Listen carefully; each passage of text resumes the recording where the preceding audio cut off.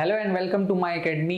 मैं सौरभ शुक्ला आप सभी का स्वागत करता हूं अपने इस नए वीडियो के साथ। आज के इस वीडियो में हम कवर करेंगे पेरिस में जो वायलेंस हो रहा है उसके बारे में। अभी तक आपने सब कुछ पढ़ लिया होगा क्योंकि जब हम ये वीडियो लेकर आ रहे हैं तब तक वायलेंस ऑलमोस्ट खत्म हो गए हैं। ठीक है, 6 दिन 7 दिन चलने के बाद वो खत्म हो चुके हैं, लेकिन हमारे इस वीडियो में उसके बारे में ज़्यादा जानकारी नहीं होगी। सबको पता है रीज़न क्या है, बहुत ब्रीफली डिस्कस करेंगे। सबसे मेन देखेंगे हम कि उससे हम क्या सीख ले सकते हैं, फ्रांस के बारे में क्या चीज़ एग्जामिनेशन के लिए इंपॉर्टेंट है, और थोड़ा सा इंडिया और फ्रांस के रिलेशन के बारे में बात करेंगे। मैं हर वीडियो में आपको थोड़ा थोड़ा इंसाइट देता हूँ एग्जामिनेशन के पॉइंट ऑफ व्यू से। तो मैं वही बताना चाहता हूँ कि कोई भी एग्जामिनेशन है, जैसे कि यूपीएससी के बारे में, तो ये डैम श्योर हो जाइए कि UPSC never ask about events. ठीक है, न्यूज नहीं पूछती, उसके पीछे जो अंडरलाइन कॉज है, जो इश्यूज हैं, वो यूपीएससी पूछती है। करंट अफेयर्स के कवर करने का मतलब ये नहीं होता कि करंट अफेयर्स में हम लोग न्यूज कवर करें। ठीक है, न्यूज के बारे में एक जनरल और अवेयर सिटीजन के हिसाब से हमको जानकारी होनी चाहिए कि भाई यहाँ पे अगर ऐसा हुआ तो क्यों हुआ, ठीक है, क्या रीजन है। लेकिन अगर कोई चीज न्यूज में है तो उससे रिलेटेड फिर आसपास की बेसिक जानकारी वो होना चाहिए। That is the way to prepare for UPSC and other examination.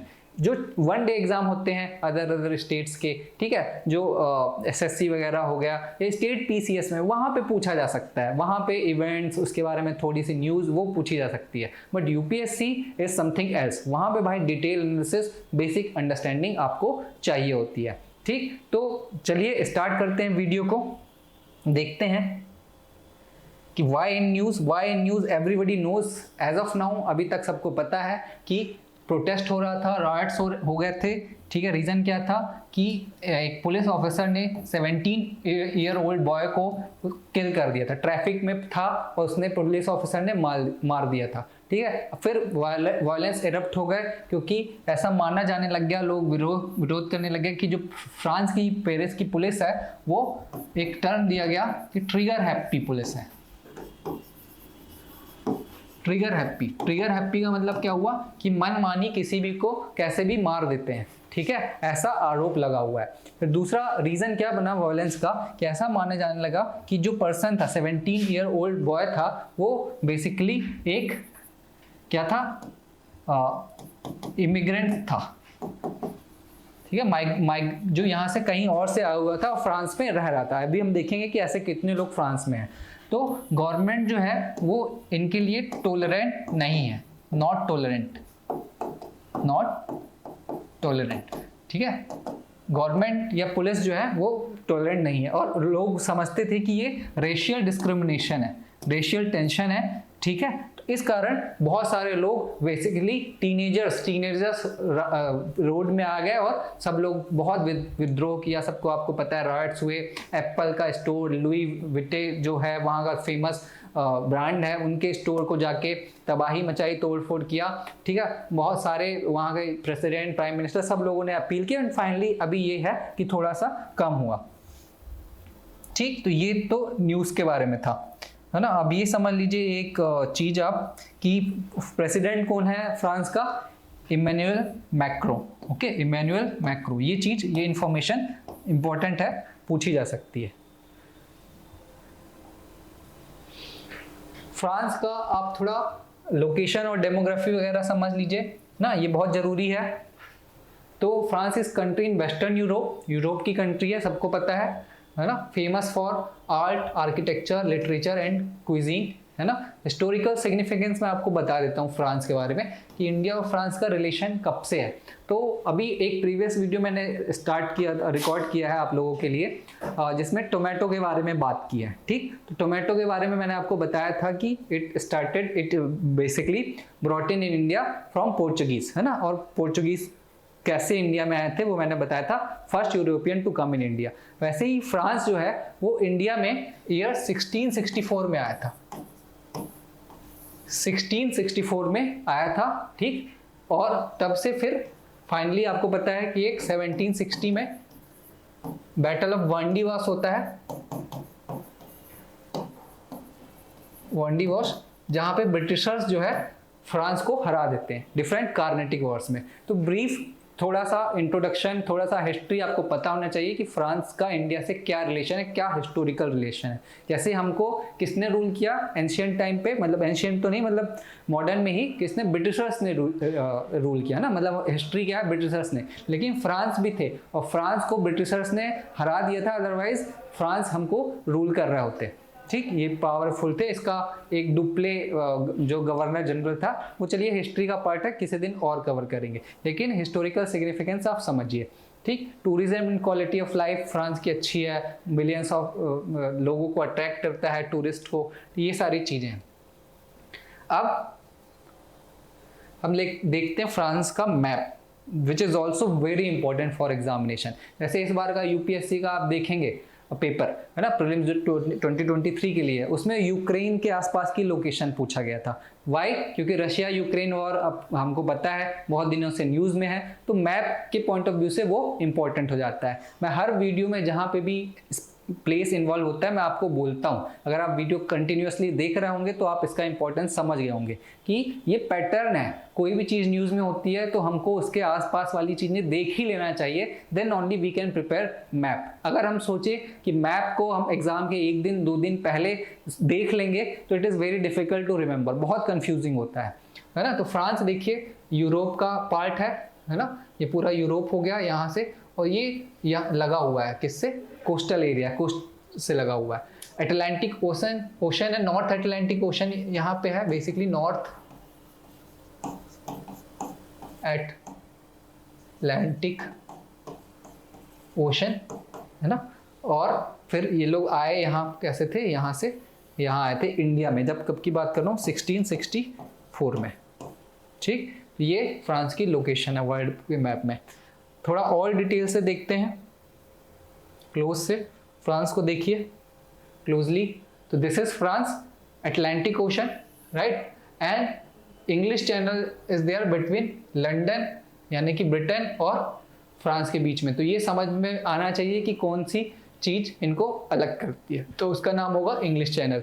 ठीक है, फिर बे ऑफ बिस्के हो गया, ये कहाँ पे है ना, ये सारी चीज़ आपको पता होना चाहिए। फ्रांस से लगा हुआ कंट्रीज देखिए कि बेल्जियम लगा हुआ है, ठीक, लग्जमबर्ग, जर्मनी लग्जमबर्ग हो गया। राइन रिवर बहुत इंपॉर्टेंट रिवर है, जर्मनी की है लेकिन फिर भी फ्रांस से टच कर रही होती है। ठीक, स्विट्जरलैंड हो गया, इटली हो गया, है ना। तो ये आपको आइडिया क्लियर होना चाहिए। स्पेन है इधर, तभी और क्लैरिटी आएगी इशू को समझने के लिए। अब डेमोग्राफी समझिए। डेमोग्राफी समझना इसलिए जरूरी है फ्रांस की, इसमें नंबर्स याद नहीं करना। जनरल जो सबसे इंपॉर्टेंट चीज जो मैं आपको बताना चाहता हूँ कि इनकी पॉपुलेशन में अराउंड 2018 की बात करें अपन, इन 2018, वैसे अभी 2022 के हिसाब से इनकी पॉपुलेशन देखिए 67 crore, right, 67 million, so this is 6 crore. If 67 million means 6.7 crore, ठीक है, ये पॉपुलेशन है एक देश की, और इंडिया में सिर्फ एक स्टेट की इतनी पॉपुलेशन होगी। अगर मैं आपको बात करूं तो एमपी, मध्य प्रदेश की पॉपुलेशन अब तो हालांकि शायद 8-9 करोड़ हो गई, लेकिन 7 करोड़ है, 7 to 8 करोड़ है। तो इतना हमारा एक स्टेट और उनका पूरा देश। ठीक है, तो आप समझ सकते हैं कि why India is considered as very diverse country. जैसे यूपी सबसे बड़ा, यूपी की है 25 करोड़ पॉपुलेशन, इतने में तो कितना यूरोप के कितने देश आ जाएंगे, है ना। तो ये तो एक जनरल समझने के लिए, पर्सपेक्टिव रखने के लिए कि कितनी पॉपुलेशन है। अब यहाँ पे जो चीज़ है कि 9.7% जो है उसमें से इमिग्रेंट्स है, मतलब अगर 67 का 10% मान लीजिए, 10% उसकी पॉपुलेशन में इमिग्रेंट पॉपुलेशन है, बाहर से आए हुए लोग हैं। ये कौन से लोग हैं? फ्रांस एक कॉलोनियल मतलब पावर था, कॉलोनियल पावर जैसे कि ब्रिटिश था। ठीक है, ब्रिटिश ने जैसे अलग अलग देशों पे राज किया था, वैसे फ्रांस भी राज करता था। नॉर्थ अमेरिका, फिर इंडिया में भी आया था, अफ्रीका में भी था। तो अफ्रीकन कंट्रीज जो अर्स्टवाइल कॉलोनीज थी किसकी? फ्रांस की, वहाँ से लोग फ्रांस में पहले से भी आए हुए थे और अभी भी आते हैं। जैसे कि जिसका अभी डेथ हुआ है 17 ईयर ओल्ड बॉय का, वैसा माना जाता है कि अल्जीरिया से था। है ना, अल्जीरिया। तो ये रीज़न, अब मतलब इसको ऐसे समझिए कि अगर 10 लोग देखें हम, तो 10 में से आउट ऑफ 10 1 इज इमिग्रेंट, ठीक है। ये डेमोग्राफी है, वहां पे ऐसे लोग रहते हैं। तो इन्हीं लोग विरोध करते हैं कि भाई डिस्क्रिमिनेशन होता है फ्रांस में। इसको आप ऐसे समझिए, इंडिया में कुछ दिनों पहले, 1-2 साल पहले, है ना, CAA था, NRC था, नेशनल रजिस्टर का इशू था, CAA था, शाहीन बाग में अगर याद हो तो विरोध हो रहा था। तो बेसिकली इशू यही था कि एक पॉलिटिकल डिबेट हो जाता है। जब इमिग्रेंट्स आते हैं, बाहर से लोग आते हैं, तो नेटिव लोग उसका विरोध करते हैं। क्यों? क्योंकि दे आर हियर, अगर रह रहे हैं, ह्यूमंस हैं, तो obviously they will need resources, they will consume our resources. आएंगे, खाना खाएंगे, रहेंगे, जगह लेंगे, उनमें कैलिबर होगा, है ना, बहुत आगे बढ़ जाएंगे, जॉब्स लेंगे। तो इसलिए नेटिव लोग उसका हमेशा विरोध करते हैं। तो यही विरोध फ्रांस में भी होता है और अलग अलग कंट्रीज में भी होता रहता है। तो ये बहुत जरूरी था समझने के लिए। इम्पैक्ट ऑफ माइग्रेंट्स, आप समझिए क्या माइग्रेंट्स होता है। This is true for everyone, है ना। कल्चरल डाइवर्सिटी, एक पॉजिटिव सेंस में देखें तो अलग अलग लोग आते हैं, कल्चरल डाइवर्सिटी होती है। और दूसरा अगर नेगेटिव सेंस में देखें तो people consider it impact on their culture, कि भाई हमारा कल्चर डिस्टॉर्ट हो रहा है।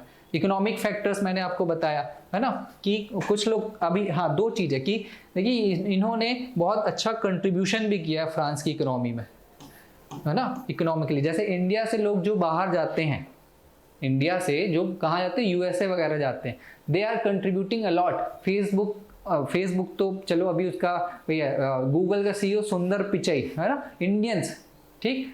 अब फिर आप देख लीजिए माइक्रोसॉफ्ट वगैरह में बहुत सारे इंडियंस हैं, ट्विटर का भी अभी CEO इंडियंस ही था।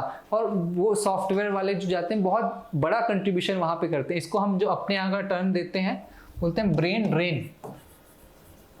ब्रेन जो हमारा टॉप ब्रेन है, वो वहां पे जाके अपनी पूरी एनर्जी खर्च कर रहा है, उनको पैसे मिल रहे हैं ऑब्वियसली।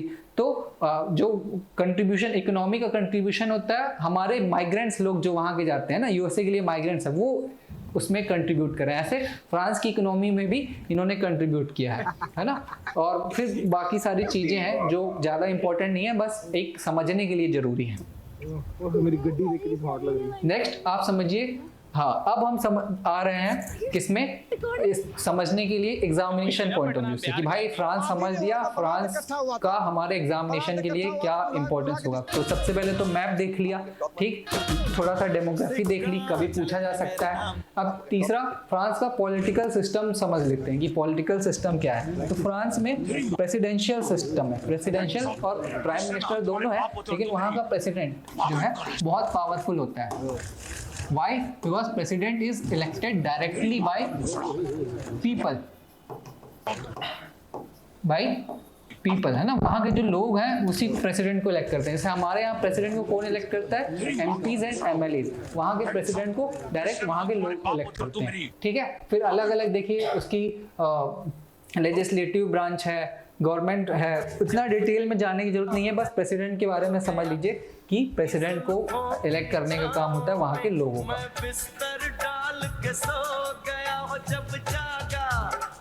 ठीक, ये समझिए, ये डायरेक्ट सिलेबस का पार्ट है GS2 का, UPSC के मेंस के सिलेबस में, वेयर एक टर्म लिखा हुआ है कि इंडियन कॉन्स्टिट्यूशन का अलग अलग कॉन्स्टिट्यूशन से कंपैरिजन, ठीक है। तो अभी फ्रांस की बात चल रही है, तो हम फ्रांस से कंपैरिजन कर लेते हैं इंडियन कॉन्स्टिट्यूशन और फ्रेंच कॉन्स्टिट्यूशन का।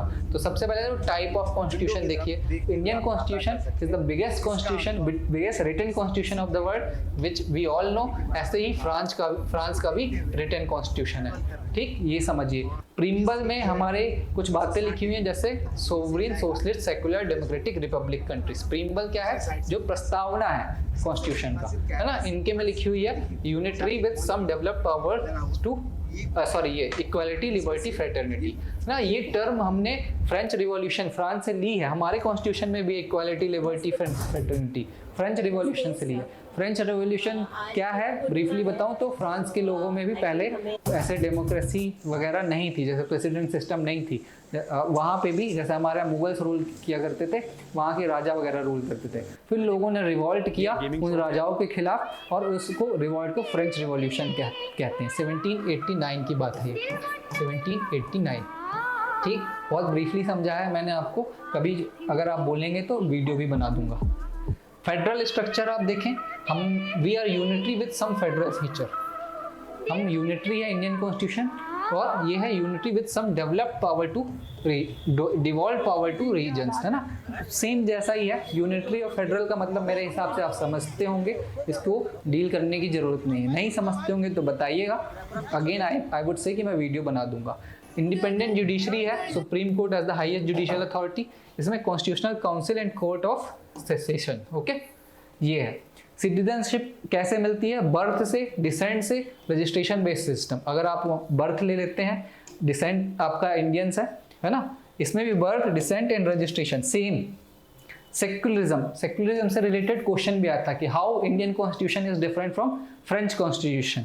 तो हमारा यहाँ बोला गया है कि we have secular state with no official religion, ठीक है। कॉन्स्टिट्यूशन में बोला है कि everybody is free to follow their own religion, propagate their own religion, ठीक है। स्टेट किसी पर्टिकुलर रिलीजन को अलग से तवज्जो नहीं देगा, ऐसे ही उसमें भी है फ्रांस में, secular state with no official religion, ठीक। And equality and non discrimination, ये तो होता ही है, अगर हमारे पूरे फंडामेंटल राइट्स में लिखा हुआ है कि there will be no discrimination based on religion, race, caste, sex, etc, है ना, और यहाँ पे भी डिस्क्रिमिनेशन प्रोहिबिटेड है ना।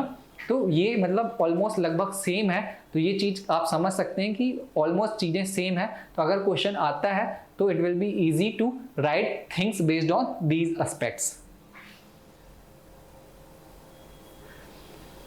ठीक। इंडिया और फ्रांस की रिलेशन की बात कर लें अगर, कि ये इंटरनेशनल रिलेशन का पार्ट है जो जीएस पेपर 2 में ही है, पूछा जा सकता है इंडिया और फ्रांस के रिलेशन के बारे में। तो अगर मैं आपको एक फैक्ट बता दूं, जैसे मैंने बताया था कि 1664 में फ्रांस सबसे पहले इंडिया में आए थे एंड दे वर देयर ना। 1760 में उनका इन्फ्लुएंस कम हो गया था आफ्टर बैटल ऑफ वांडीवाश, हालांकि उसके बाद भी कुछ दिनों तक थे। और अभी पौंडीचेरी इंडिया में एक ऐसी जगह है, पुडुचेरी उसको बोलते हैं, जहाँ पे बहुत इंपॉर्टेंट डोमिनेशन था फ्रेंच का हिस्टोरिकली। आज भी वहाँ पे लोग फ्रांस के स्टाइल में कपड़े पहनना, ठीक है, रेस्टोरेंट में फ्रेंच चीज़ें मिलना, तो अभी भी वहाँ पे फ्रेंच कल्चर बहुत ज़्यादा फॉलो होता है, ठीक है। और फ्रांस और स्ट्रेटजी उसकी इंटरनेशनल बेसिस पे बात करूं तो इंडिया एंड फ्रांस बहुत ही स्ट्रॉन्ग रिलेशन, बहुत स्ट्रेटेजिक रिलेशन शेयर करते हैं। इंटरनेशनल रिलेशन जो सब्जेक्ट है उसमें कीवर्ड्स बहुत इंपॉर्टेंट है, राइट। कीवर्ड्स जैसे कि आपको लिखना पड़ेगा, strategic relation, connectivity is the big issue, ऐसे 3-4 चीज़ें आपको मेंशन करना ही पड़ेगा। तो सबसे बड़ा फैक्ट कि फ्रांस इज द कंट्री जिसको ईयर 1998 में सबसे पहली कंट्री थी जिसमें इंडिया ने बोला था कि we have strategic relation with France, तो ये इसका इंपॉर्टेंस है, ठीक है। फिर डिफेंस इंपॉर्टेंस आप समझिए कि बहुत सारा हम इंपोर्ट, आर्म का इंपोर्ट फ्रांस से करते हैं। जैसे राफेल अभी कुछ दिन पहले आया था इंडिया में, बहुत इसका वेलकम हुआ था, है ना। राफेल 36 राफेल फाइटर जेट खरीदे, वो फ्रांस से ही आया है, राफेल फाइटर जेट, ठीक है। और भी डिफेंस टेक्नोलॉजी, मिलिट्री एक्सरसाइज होती है। मिलिट्री एक्सरसाइज मतलब दोनों जगह के लोग आर्म फोर्स मिलते हैं और एक्सरसाइज करते हैं। इससे इम्पोर्टेंट क्या होता है, एक्सरसाइज मतलब वो फिजिकल एक्सरसाइज नहीं, योगा वगैरह नहीं, मतलब ये एक मॉक होता है। मॉक जैसे कि मान लीजिए कभी युद्ध हो जाए तो फिर कैसे लड़ेंगे, है ना। तो वरुणा, गरुड़ा, शक्ति, ये सब एक्सरसाइजेस के नाम है। इसका इंपॉर्टेंस क्या होता है कि you know the best practices of each other, एक दूसरे की प्रैक्टिसेस, एक दूसरे से सीखने को मिलता है। फिर इकोनॉमिक कोऑपरेशन में आप देखिए, key trading partner of India with annual trade reaching to $12.42 billion, है ना, ट्रेडिंग पार्टनर है। 11th largest foreign investor in India with cumulative investment of 10.31 billion, तो बहुत बड़ा इन्वेस्टर भी है इंडिया का।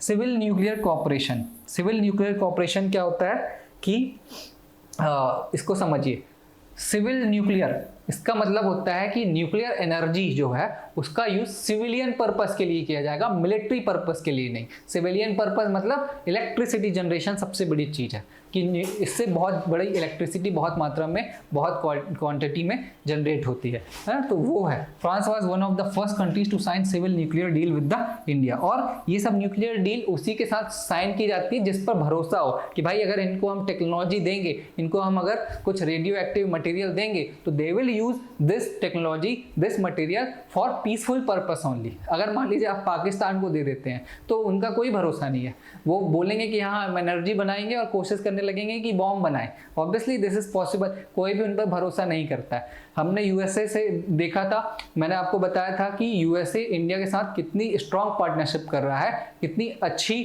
सिविल न्यूक्लियर डील की तरफ भी बात चल रही है। इसका एक बहुत इंपॉर्टेंट मतलब है कि दे ट्रस्ट अस। ठीक है, वर्ल्ड में भी हमारा ट्रस्ट जो है वो बढ़ रहा है, ट्रस्ट डेफिसिट कम हो रहा है। इंडिया को इसीलिए एक एथिकल कंट्री माना जाता है कि जो बोलते हैं वो करते हैं, है ना। हम लोग ऐसे नहीं है कि उसका गलत यूज करेंगे। France played a crucial role in limiting India's isolation then, है ना, ये तो अलग दूसरी चीज है, नॉन प्रोफिलेशन ऑर्डर में हो गया। फिर कोऑपरेशन इन इंटरनेशनल फोरम, अलग अलग फोरम में है हम लोग, न्यूक्लियर सप्लायर ग्रुप में है। एक सबसे इंपॉर्टेंट चीज कुछ दिन पहले न्यूज में था, इंटरनेशनल सोलर अलायंस, इंडिया और फ्रांस की यही दोनों हैं, इंडिया एंड फ्रांस, इसमें दो इनिशिएटर हैं, राइट। तो इसको हम ऐसे समझ सकते हैं एनर्जी कोऑपरेशन, कीवर्ड्स की बात करूं तो एनर्जी कोऑपरेशन, राइट। तो ये अलग अलग सेक्टर्स हैं जहां फ्रांस हमारे लिए इंपॉर्टेंट है, स्ट्रेटेजिक पार्टनर है हमारा, जो बहुत बड़ी बात है, जो कि इंपॉर्टेंस बताता है फ्रांस का, राइट। तो ये था फ्रांस के रिलेशन के बारे में, हमने क्लू लिया फ्रांस में हुए वायलेंस से, और वायलेंस को ज़्यादा नहीं समझा, उससे आसपास चीज़ें हैं वो समझा, ठीक। और भी कोई जानकारी अगर इससे रिलेटेड चाहिए हो तो आप कमेंट करके बताइएगा, कोई डाउट हो वो भी कमेंट करके बताइएगा। वीडियो अच्छा लगा हो तो आप इसको शेयर कीजिए, ज़्यादा से ज़्यादा लाइक कीजिए और चैनल को सब्सक्राइब कीजिए।